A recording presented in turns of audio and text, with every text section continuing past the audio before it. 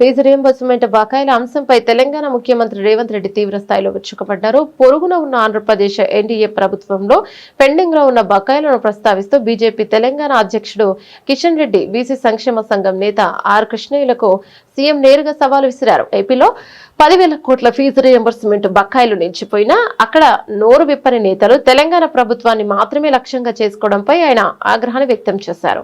ఆంధ్రప్రదేశ్లోని ఎన్డీఏ ప్రభుత్వం ముందుగా 10,000 కోట్ల ఫీజు రియంబర్స్మెంట్ బకాయిలను చెల్లించేలా చూడాలని, ఆ తర్వాతే తెలంగాణ ప్రభుత్వం గురించి మాట్లాడాలని సీఎం రేవంత్ స్పష్టం చేశారు. ఏపీలో జరుగుతున్న దానిపై మౌనంగా ఉంటూ తెలంగాణ ప్రభుత్వంపై మాట్లాడడం విపక్షాల ద్వంద్వ వైఖరికి నిదర్శనమన్నారు. ఫీజు రియంబర్స్మెంట్ గురించి పదే పదే తెలంగాణలో మాట్లాడుతారు. ఆర్ కృష్ణయ్య గారు ఏ రాష్ట్రానికి సంబంధించిన రాజ్యసభ సభ్యుడు?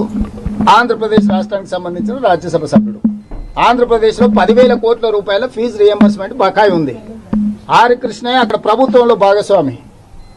ఎందుకు రామచంద్రరావు ఆంధ్రప్రదేశ్లో ఫీజు రియంబర్స్మెంట్ గురించి మాట్లాడాడు?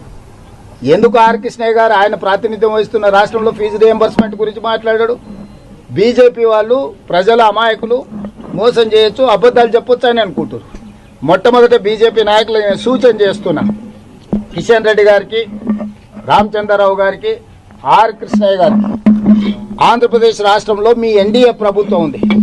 ఎన్డీఏ ప్రభుత్వం ఆంధ్రప్రదేశ్లో 100% ఫీజు రియంబర్స్మెంట్ చెల్లించిన తర్వాత తెలంగాణలో వచ్చి డిమాండ్ చేస్తే చూడడానికి బాగుంటుంది. లేకపోతే నవ్విపోదురుగా నాకేటి సిగ్గు అన్నట్టుగా మరీ దిగజారి వ్యవహరిస్తున్నారు బీజేపీ నాయకులు.